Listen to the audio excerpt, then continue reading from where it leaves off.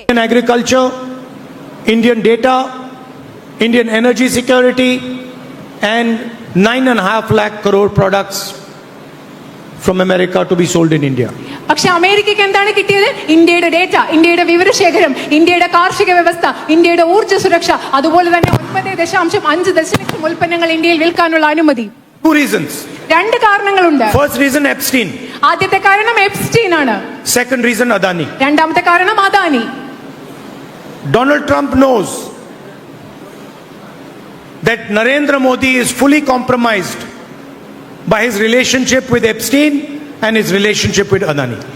Donald ട്രംപിന് പൂർണ്ണമായി അറിയാം നരേന്ദ്രമോദിക്ക് അദ്ദേഹത്തിന്റെ എപ്സ്റ്റീനുമായും അദാനിയുമായുള്ള ബന്ധം കാരണം പൂർണ്ണമായും വിട്ടുവീഴ്ച ചെയ്യേണ്ടി വരും എന്ന് ഡൊണാൾഡ് ട്രംപിന് അറിയാം. And that is why he publicly says that I can destroy Narendra Modi's career anytime I want. അതുകൊണ്ടാണ് ഡൊണാൾഡ് ട്രംപ് പരസ്യമായി പറയുന്നത് ഏത് സമയം വിചാരിച്ചാലും എനിക്ക് നരേന്ദ്രമോദിയുടെ രാഷ്ട്രീയ ജീവിതം നശിപ്പിക്കാൻ സാധിക്കുമെന്ന് പറയുന്നത്. He publicly says that when I call Narendra Modi and he picks up the phone, he says, yes sir.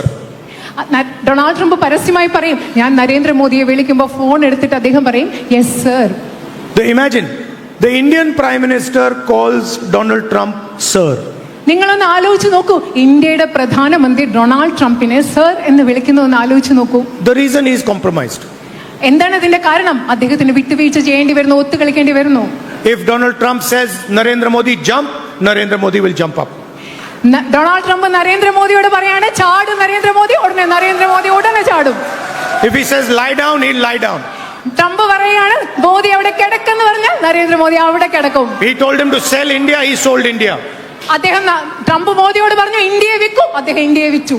The same way that Donald Trump controls Modi, Modi and Shah control your chief minister. എങ്ങനെയാണോ Donald Trump നരേന്ദ്രമോദിയെ നിയന്ത്രിക്കുന്നത് അതേ രീതിയിലാണ് നരേന്ദ്രമോദിയും അമിത് ഷായും നിങ്ങളുടെ മുഖ്യമന്ത്രിയെ നിയന്ത്രിച്ചുകൊണ്ടിരിക്കുന്നത്. That's basically what is going on. അതാണ് ഇവിടെ നടന്നുകൊണ്ടിരിക്കുന്നത്. 1 in 3 youths in Kerala is unemployed. കേരളത്തിലെ 3 പേരിൽ 1 വരുന്ന യുവജനങ്ങൾക്ക് തൊഴിലില്ലാത്ത അവസ്ഥയാണുള്ളത്. You want a government, you want a job, you have to be affiliated to the left front. നിങ്ങൾക്ക് ഗവൺമെന്റിൽ ഒരു ജോലി വേണമെങ്കിൽ നിങ്ങൾക്ക് ഏതെങ്കിലും വിധത്തിൽ ഇടതുപക്ഷവുമായിട്ട് ബന്ധമുണ്ടായിരിക്കണം. Kerala is number 1 in drugs in India. മയക്കുമരുന്നുമായിട്ട് ബന്ധപ്പെട്ട പ്രശ്നത്തിൽ കേരളത്തിലെ ഇന്ത്യയിലെ ഒന്നാമത്തെ രാജ്യമായി കേരളം മാറിയിരിക്കുന്നു. 6 lakh crore rupees in debt. കേരളത്തിൽ 6 ലക്ഷം കോടി രൂപയുടെ കടക്കെണിയാണുള്ളത്. And your once prized health sector is crumbling. ഒരിക്കൽ വളരെയധികം പ്രശംസനീയമായിരുന്ന നിങ്ങളുടെ ആരോഗ്യ മേഖല ഇന്ന് തകർന്നടിഞ്ഞുകൊണ്ടിരിക്കുകയാണ്.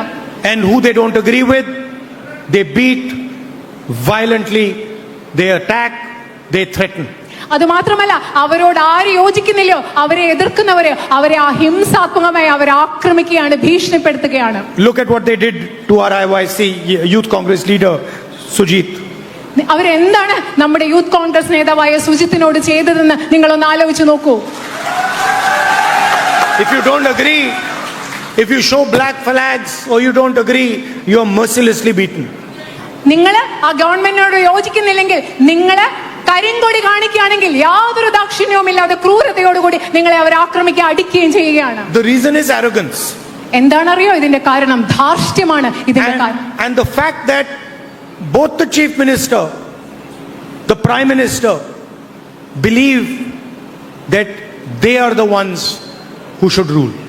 എന്താണ് കാരണമെന്നറിയാമോ? ഈ രാജ്യത്തിന്റെ പ്രധാനമന്ത്രിയും നിങ്ങളുടെ മുഖ്യമന്ത്രിയും വിശ്വസിക്കുന്നു അവരാണ് ഭരിക്കേണ്ടതെന്ന്. അവർ രണ്ടുപേരും വിശ്വസിക്കുന്നു. What about the Karavanur bank scam? Karuvannur bank അഴിമതിയെ കുറിച്ച് എന്താണ് പറയാനുള്ളത്? ED said that over 100 crore rupees was stolen by the CPM. ED പറഞ്ഞത് എന്താണ്? CPM ഏകദേശം 100 കോടി രൂപ അതിൽ നിന്നുണ്ടാക്കിയിട്ടുണ്ടെന്നാണ് ED പറഞ്ഞത്. Top CPM leaders looted 300 crore from innocent people. നിഷ്കളങ്കരായ ആളുകളിൽ നിന്ന് CPMന്റെ വലിയ വലിയ നേതാക്കൾ 300 കോടിയാണ് അവരിൽ നിന്ന് കൈക്കലാക്കിയത്. Everybody knows that the chain of looting goes right up to the chief minister. ഈ കൊള്ളയുടെ അത് എത്തിച്ചേരുന്നത് മുഖ്യമന്ത്രിയിലാണെന്ന് ഇവിടെ എല്ലാവർക്കും അറിയാം. And Modi uses this case as leverage to control your chief minister. ഈ കേസിനെ ഉപയോഗിച്ചുകൊണ്ടാണ് നരേന്ദ്രമോദി നിങ്ങളുടെ മുഖ്യമന്ത്രിയെ ഇന്ന് നിയന്ത്രിച്ചുകൊണ്ടിരിക്കുന്നത്. We will take strict action against these people and they will get the harshest punishment possible for this scam. ഇവർക്കെതിരെ കൃത്യമായ ശിക്ഷാ നടപടികൾ സ്വീകരിക്കും. അവർക്ക് കൃത്യമായ ശക്തമായ ശിക്ഷ ലഭിക്കുന്നതായിരിക്കും. We are going to go through a difficult time in the country. ഈ രാജ്യത്ത് വളരെ ബുദ്ധിമുട്ടുള്ള ഒരു സാഹചര്യത്തിലൂടെയാണ് നമ്മൾ ഇനി കടന്നു പോകാനിരിക്കുന്നത്. There is a war in Ukraine, there is war in Iran. ഇവിടെ ഇറാനിൽ യുദ്ധമുണ്ട്, അതുപോലെ യുക്രൈനിൽ യുദ്ധം നടന്നുകൊണ്ടിരിക്കുകയാണ്. Oil supply is going to be affected.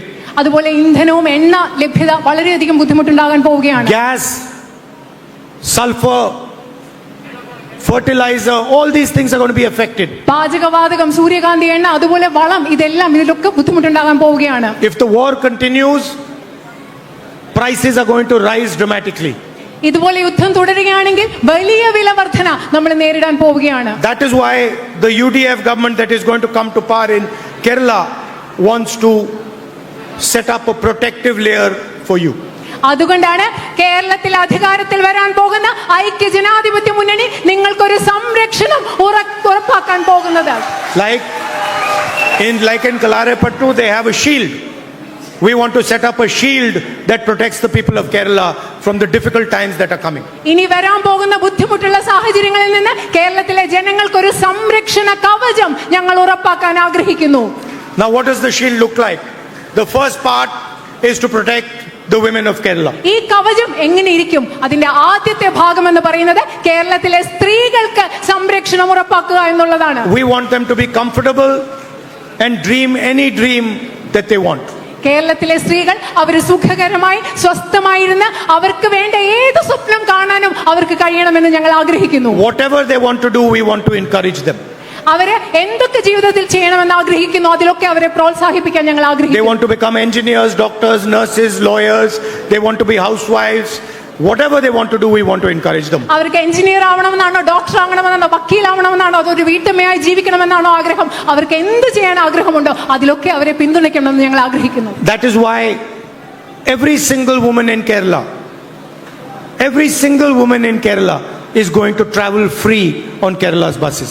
അതുകൊണ്ടാണ് കേരളത്തിലെ ഓരോ സ്ത്രീയും കേരളത്തിലെ KSRTC ബസ്സുകളിൽ ഇനി മുതൽ സൗജന്യ യാത്ര നടത്താൻ പോകുന്നത്. And every single girl who is going to college, who's going to university, is going to be given 1,000 rupees a month to support her and to help her. അത് മാത്രമല്ല കേരളത്തിലെ കോളേജിലും സർവകലാശാലയിലും പോകുന്ന ഓരോ പെൺകുട്ടിക്കും പിന്തുണ നൽകുന്നതിന് വേണ്ടി പ്രതിമാസം 1000 രൂപ ആ പെൺകുട്ടികൾക്ക് ഞങ്ങൾ നൽകുന്നതായിരിക്കും. In turbulent times, senior citizens struggle the most. ഏറ്റവും ബുദ്ധിമുട്ടുള്ള സമയങ്ങളിൽ ഏറ്റവും അധികം കഷ്ടപ്പാട് അനുഭവിക്കുന്നത് നമ്മുടെ നാട്ടിലെ പ്രായമായ മനുഷ്യരാണ്. That is why we are going to increase their pension to 3,000 rupees and have a dedicated ministry that looks after their issues.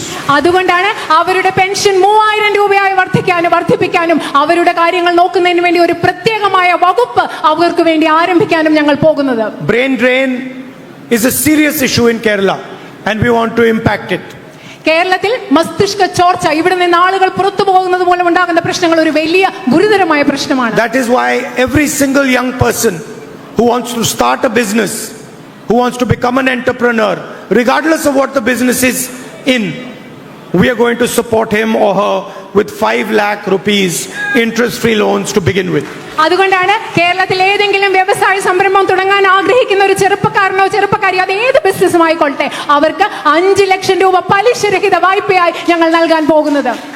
Your chief minister is arrogant and possibly the most humble chief minister that we've had in many years was Oommen Chandy ji. ഇപ്പോ നിങ്ങൾക്കുള്ള മുഖ്യമന്ത്രി ഭയങ്കര ധാർഷ്ട്യമുള്ള ആളാണ്. പക്ഷേ നമ്മളുടെ ഈ കാലഘട്ടത്തിൽ മുഴുവൻ നമുക്കുണ്ടായിരുന്ന ഏറ്റവും വിനയാന്വിതനായ മുഖ്യമന്ത്രി എന്ന് പറയാവുന്നത് Shri ഉമ്മൻചാണ്ടിയാണ്. The doors of Oommen Chandy ji's office and house were always open for the people of Kerala. കേരളത്തിലെ ജനങ്ങൾക്ക് വേണ്ടി ശ്രീ ഉമ്മൻചാണ്ടിയുടെ ഓഫീസിന്റെയും വീടിന്റെയും വാതിലുകൾ എല്ലാ സമയവും തുറക്കപ്പെട്ടതായിരുന്നു. He listened patiently with love and humility. ആളുകളെ അദ്ദേഹം ക്ഷമയോടുകൂടി സ്നേഹത്തോടുകൂടി വിനയത്തോടുകൂടി അദ്ദേഹം ആളുകളെ കേട്ടു. And so we want to remind people of Kerala.